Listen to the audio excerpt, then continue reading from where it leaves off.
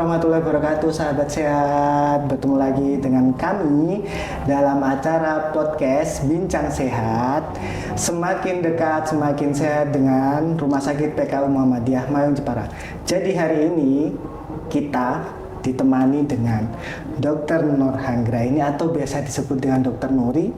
Beliau ini merupakan salah satu dokter spesialis di Rumah Sakit PKU Muhammadiyah Mayung Jepara, yaitu dokter spesialis gizi klinik. Gitu. Oke.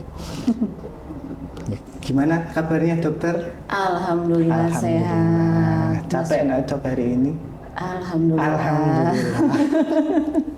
Oke. Ya dokter. Mungkin banyak dari teman-teman kita yang belum tahu nih dok, apa sih sebenarnya dokter spesialis gizi klinik? Mungkin bisa dijelaskan sedikit dok, apa sih maksudnya dari dokter spesialis gizi klinik itu dok? Monggo. Jadi dokter spesialis gizi klinik adalah dokter yang berfokus pada masalah gizi terkait dengan penyakit.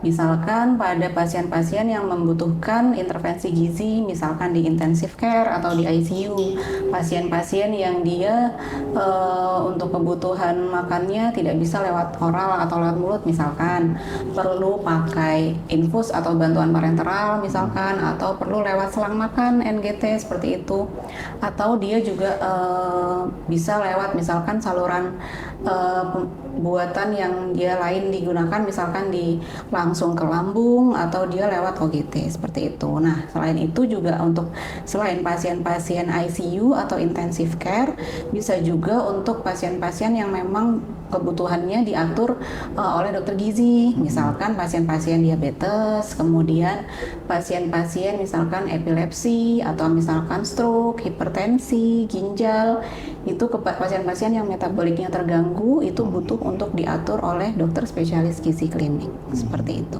Gitu. Oke. Jadi itu tadi penjelasan tentang apa sih dokter spesialis gizi klinik, terutama di rumah sakit ya dok. Itu pekerjaannya apa aja. Terus yang paling penting dok, biasanya nih kalau di rumah sakit atau di poli itu rata-rata kalau ada pasien itu rata-rata apa ya dok penyakitnya itu?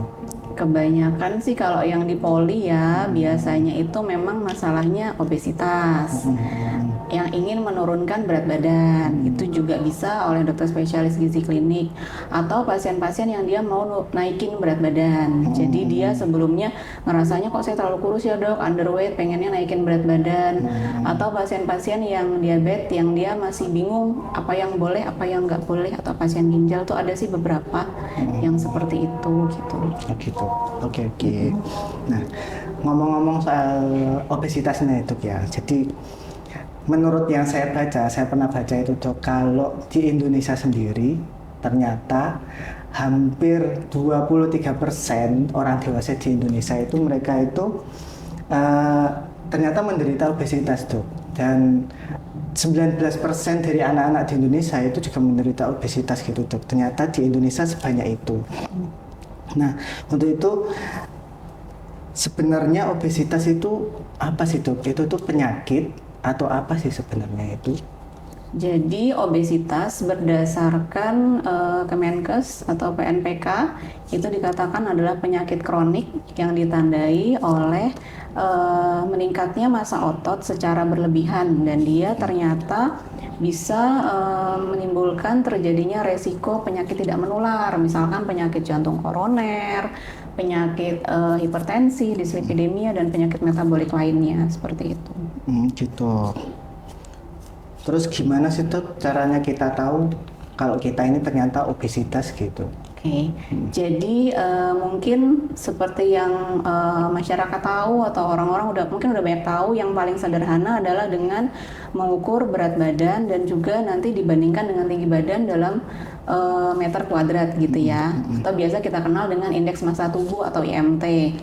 Nah, itu bisa kita ukur misalkan tinggi badannya 80, misalkan berat badannya 80, kemudian tinggi badannya 180 cm, berarti kalau kita jadikan dalam meter kuadrat kan berarti 1,8, berarti 80 dibagi 1,8 dibagi 1,8 lagi Nanti ternyata ketemu hasilnya berapa, nanti dikategorikan kalau dia dalam 18 kan normalnya itu di 18,5 sampai 22,9 kilogram per meter persegi. Tapi kalau misalkan dia sudah sampai 23 sampai 24,9 berarti dia masuk dalam kategori berat badan berlebih. Nah, kalau udah lebih dari 25 kilogram per meter persegi udah masuk dalam kategori obesitas kelas 1. Kalau dia udah lebih dari 35 kilogram per meter persegi udah masuk dalam kategori obesitas kelas 2. Nah, selain itu kalau misalkan berat badan dan tinggi badan bisa juga diukur dari lingkar pinggang. Jadi yang paling mudah itu mengukur lingkar pinggangnya nih. Kalau perempuan dia nggak boleh lebih dari 80 cm. Kalau dia udah lebih dari 80 cm, dia masuk dalam kategori obesitas. Kalau laki-laki nggak boleh lebih dari 90 cm. Kalau lebih berarti masuk dalam kategori obesitas sentral. Nah, selain itu yang penting kan kadang-kadang nih kita kayak misalkan atlet kita katakanlah Aderai atau siapa yang bodybuilder itu ya, kan dia badannya itu berotot gede gitu ya. Nah, itu kan kalau misalkan kita hitung berdasarkan berat badan dan tinggi badan, biasanya dia masuk dalam kategori berat badannya berlebih tuh. Dia IMT-nya bisa lebih dari 23 tuh, berarti kan dia berat badannya berlebih. Nah, makanya sekarang yang dipakai itu sebenarnya komposisi tubuh. Jadi dilihat massa lemaknya dia tuh berapa. Kalau misalkan laki-laki dikatakan obesitas kalau dia massa lemaknya itu lebih dari 25%. Kalau perempuan lebih dari 35%. Nah, itu udah dikategorikan dalam obesitas. Jadi penggunaan penilaian obesitas berdasarkan berat badan, kemudian berdasarkan lingkar pinggang itu untuk orang-orang tertentu. Kayak misalkan atlet yang binaragawan kan kita nggak mungkin pakai kategori itu. Terus ibu hamil juga nggak mungkin pakai kategori itu. Anak-anak kita juga nggak mungkin pakai kategori itu karena ada kurvanya sendiri kalau anak-anak. Makanya kita perlu periksa komposisi tubuh seperti itu. Berarti untuk yang awam itu pakainya indeks massa tubuh sama lingkar pinggang. Betul. Tapi untuk atlet kita pakai yang tadi diukur itu ya Dok ya. Iya, atau kalau masyarakat awam misalkan masih pengen penasaran sebenarnya massa lemak saya berapa, massa otot saya berapa, masuk dalam kategori obesitas atau enggak sih? Karena sekarang pun banyak yang dikatakan sarcopenic obesity. Jadi dia massa ototnya itu rendah, massa lemaknya tinggi. Jadi kelihatannya kayak nggak kelihatan gendut. Tapi ternyata setelah diukur komposisi tubuhnya, dia massa ototnya kurang, massa lemaknya tinggi. Nah, itu juga udah masuk dalam kategori sarcopenic obesity. Gitu.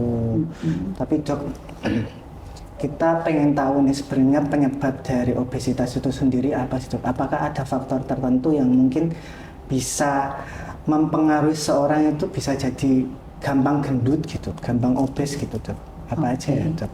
Jadi memang obesitas itu kita tahu ya dia multifaktorial, artinya banyak faktor yang mempengaruhi. Misalkan yang pertama dari kebiasaan hidupnya dia, entah kebiasaan makannya dia seperti apa. Biasanya nanti kalau ke dokter gizi akan kayak diinterogasi tuh kayak semacam Pak Polisi kalau lagi nginterogasi penjahat gitu ya. Jadi kalau sama dokter gizi nanti akan ditanyainnya banyak. Misalkan sehari itu udah makan apa aja, komposisi makannya seperti apa, kualitasnya seperti apa, kuantitasnya seperti apa. Apakah dia memang, jadi orang-orang yang obesitas itu kecenderungannya dia memang makanannya itu tinggi kalori dan seratnya rendah, biasanya seperti itu. Atau yang kedua dia faktor lainnya adalah orang-orang yang mager atau dia aktivitas fisiknya kurang. Jadi kan memang kalori intake itu harus sama dengan kalori yang dikeluarkan. Nah, kalau misalkan yang masuknya lebih banyak, yang dikeluarkannya lebih sedikit, otomatis nanti numpuk di badan tuh jadi obesitas.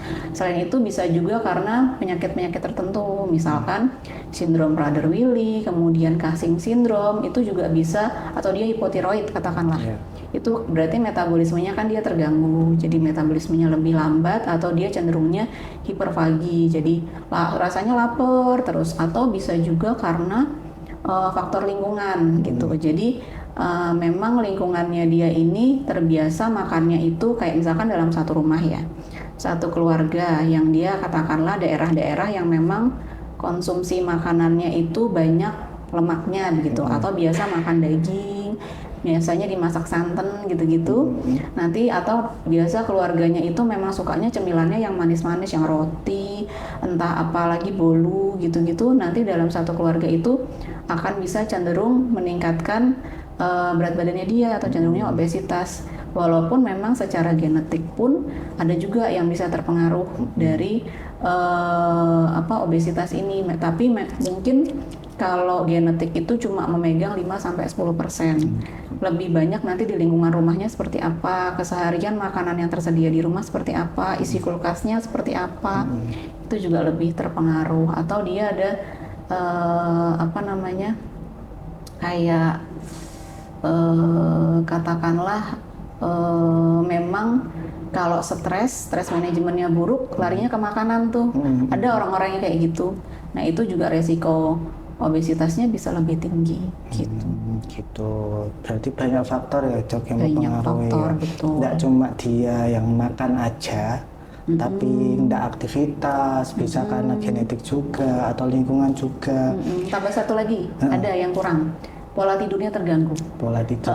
Jadi kalau misalkan tidur terganggu itu, kenapa? Makanya kalau saya sering nanyain pasien tidurnya jam berapa, bangunnya jam berapa, sering kebangun atau enggak, mulai tidur lagi susah atau enggak gitu. Biasanya kalau misalkan tidurnya terganggu, otomatis metabolismenya terganggu, hormon lapar kenyangnya terganggu, itu nanti resiko obesitasnya juga lebih tinggi gitu. Gitu. Berarti tidurnya juga mempengaruhi ya, Dok, ya, ternyata. Betul. Nah, ini, Dok, banyak banget yang mungkin tanya nih di luar sana, sebenarnya obesitas itu berbahaya nggak sih, Dok? Soalnya saya pernah dengar ada omongan gini ya, Dok, ya, kalau saya cinta tubuh saya apa adanya, mau saya kurus atau saya gendut, ya yang penting saya cinta tubuh saya gitu, karena hidup cuma sekali, ya dinikmatin aja gitu. YOLO ya. Iya. Gimana ya, Dok, ya kayak gitu? YOLO ya, oke. Jadi gini, karena memang dia tadi kan pengertiannya obesitas penyakit kronik ya. Artinya dia memang berjalannya itu dalam jangka panjang. Nah, kalau istilah di kedokteran itu orang obesitas itu low grade inflammation. Artinya dia peradangannya itu sifatnya pelan, tapi dia lama nih dan rendah, mungkin rendah. Jadi nggak kerasa sebenarnya dia sedang mengalami peradangan, tapi dia saking rendahnya dan pelan, jadi nggak kerasa di tubuhnya. Nah, padahal nanti mungkin ada beberapa orang yang obesitas tapi nggak ada keluhan, tapi nanti tahu-tahu misalkan paling gampangannya nih jalan misalkan dari sini ke depan pintu atau ke depan rumah udah ngos-ngosan, tahu-tahu gitu. Atau nanti naik tangga baru satu naikan atau berapa naikan udah langsung ngos-ngosan. Terus nanti tidurnya sering terganggu, sering terbangun-bangun karena misalkan OSA atau sleep apnea karena dia ada obstruksi karena dia obesitas itu bisa. Atau nanti ketika dicek lab atau tekanan darah, misalkan yang paling simpel tekanan darah ternyata tinggi, atau lab kolesterolnya ternyata tinggi. Kan kadang-kadang kalau misalkan orang itu nggak ngerasain sakitnya itu kan karena ambang rasa nyerinya beda-beda tiap orang. Jadi memang kadang-kadang memang justru harusnya kalau kita semakin cinta sama tubuh kita harus jaga, kita harus rawat, karena obesitas itu memang akan nanti jadinya tadi resiko penyakit tidak menularnya semakin tinggi. Artinya akan ada banyak penyakit-penyakit yang dia akan ikut ketika orang ini udah mulai obesitas, nanti dia akan resiko terkena penyakitnya lebih tinggi gitu. Bahkan bisa sampai kematian ya, Dok, ya? Betul. Henti jantung gitu bisa. Jadi obesitas itu benar-benar berbahaya ya, Dok. Istilahnya pelan-pelan menghanyutkan gitu ya, Dok, ya. Betul. Tiba-tiba aja nanti sakit yang lain-lain, tiba-tiba aja nggak ada gitu. Betul. Kan, ya, Dok. Gampangannya kayak kemarin waktu pas zaman pandemi COVID-19, mungkin banyak yang lupa. Itu banyak banget pasien-pasien yang dirawat yang kalau dia dalam kategori obesitas itu ternyata tingkat mortalitasnya lebih tinggi dibanding orang-orang yang dia BMI-nya normal atau IMT-nya normal gitu. Orang-orang yang dia overweight atau obesitas tuh ternyata faktor resiko untuk terjadinya kematian karena COVID itu lebih tinggi kemarin. Gitu. Di tahun yang COVID kemarin itu ya, Dok, zaman ya. pandemi kemarin. Berarti sangat berbahaya sekali ya, Dok, ya. Betul. Nah, karena bahaya ini, Dok, gimana sih caranya kita atau penanganannya? Misalkan kok kita sudah terjangkit atau menderita obesitas gitu. Termasuk saya, mungkin saya termasuk obesitas di sini.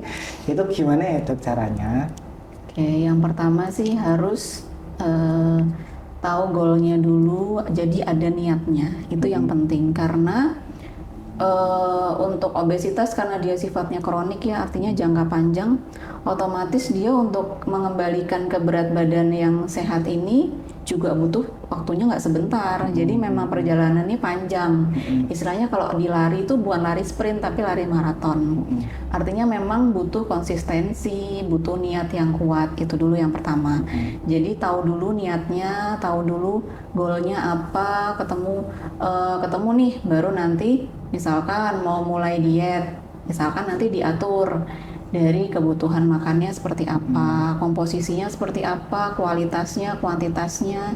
Kemudian tadi karena multifaktorial, pasti kita lihat juga tidurnya seperti apa, tidurnya udah benar atau belum, terus waktunya, durasinya seperti apa, terus juga aktivitas fisiknya. Aktivitas fisik itu bukan yang cuma saya olahraga dok, tapi olahraganya tiap hari Minggu dan itu CFD, itu sama aja bukan olahraga. Karena ketika kita lagi CFD itu pasti cenderung lebih banyak jajannya daripada olahraganya kan. Gitu.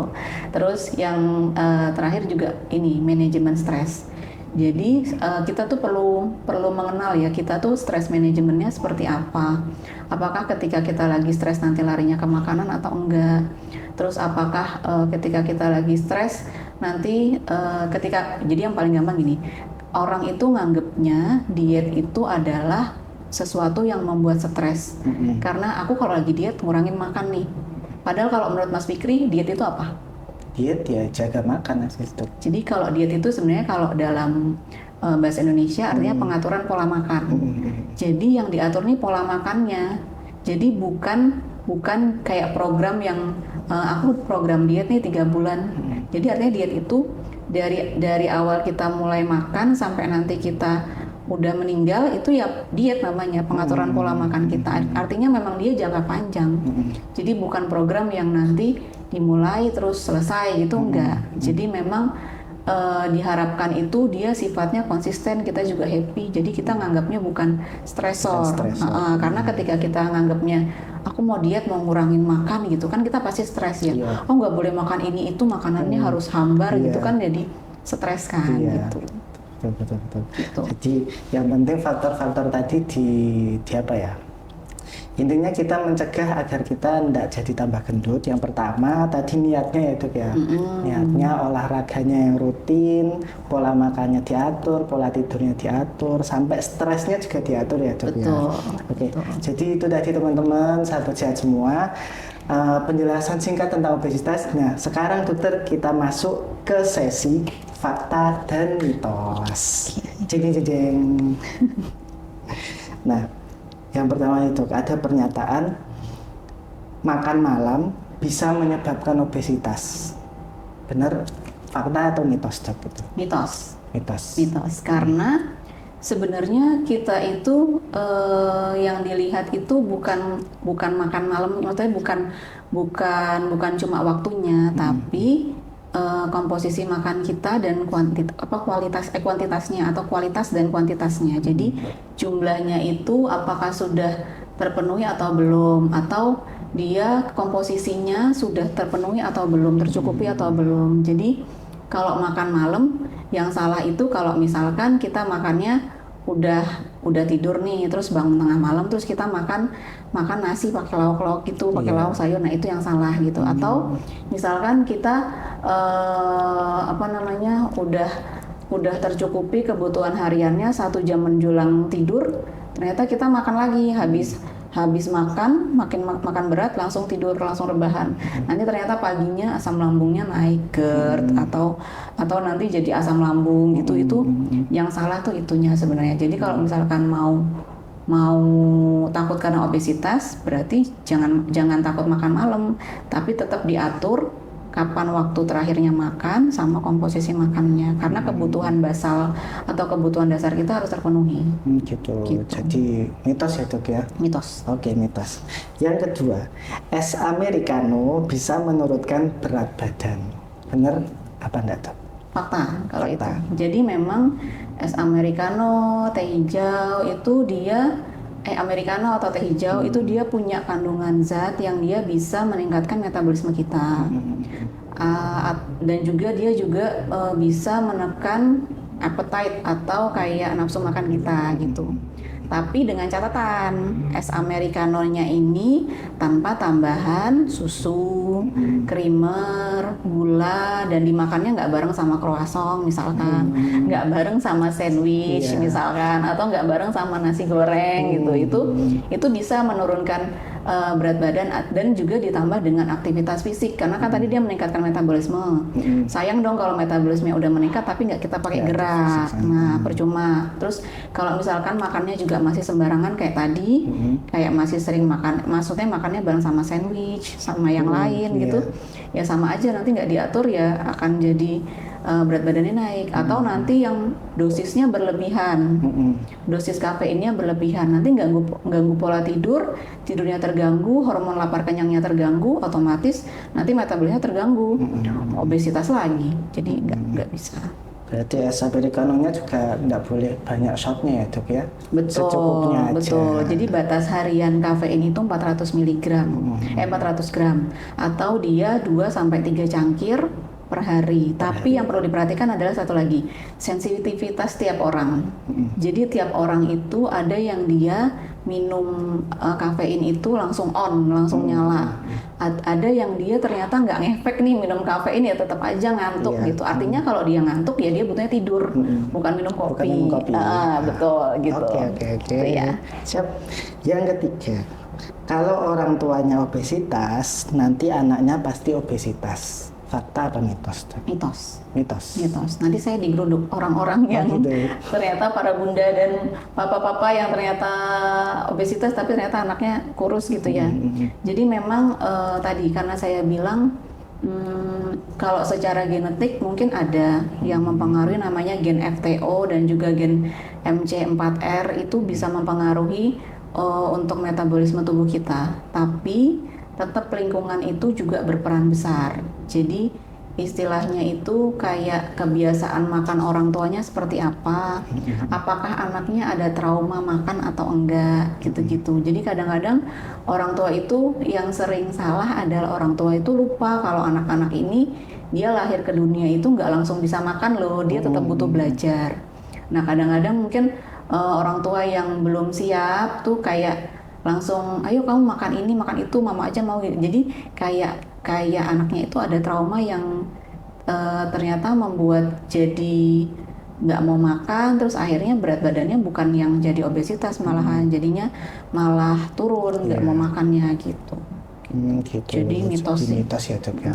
Oke, itu tadi sahabat sehat, fakta dan mitos buat obesitas. Nah, ternyata dokter, kita sudah berada di akhir acara dokter. Jadi kami segenap kru terima kasih sama Dokter Nuri karena telah memberikan kita wawasan tentang obesitas terutama, dan gimana sih cara nanganin obesitas itu. Nah, semuanya sudah sangat jelas tadi dijelaskan oleh Dokter Nuri. Terima kasih ya Dokter G. Nah, buat sahabat sehat semuanya yang mau konsultasi tentang gizi, tentang diet yang tepat, bisa nih langsung aja ke Rumah Sakit PKU Muhammadiyah Mayong Jepara. Nanti bisa bertemu dengan Dokter Nuri untuk jadwal prakteknya setiap hari Senin dan Kamis ya dok ya. Betul. Jam 1 siang sampai jam 3 sore. Oke, jam 1 siang sampai jam 3 sore. Diingat-ingat itu. Nah, buat sahabat sehat semua yang ingin mengetahui tips kesehatan dan informasi seputar kesehatan dan rumah sakit, bisa follow dan subscribe sosial media kami baik di Instagram, Facebook, dan YouTube dengan nama RSPKU Mayong. Gitu dokter, terima kasih banyak atas waktunya hari ini. Ini saya punya apa ya? Quotes of the day tuh hari ini. Nah, jadi ada kata-kata dari Mahatma Gandhi. Itu kira kayak gini tuh. Kesehatanlah yang merupakan kekayaan sejati dan bukan kepingan emas dan perak. Jadi jangan menunggu sampai kamu memiliki masalah kesehatan untuk menghargai kesehatanmu. Rawatlah dirimu sekarang dan cintai tubuhmu. Itu dokter. Sip. Oke banget. Gitu aja teman-teman, sampai jumpa di podcast-podcast selanjutnya. Wassalamualaikum warahmatullahi wabarakatuh.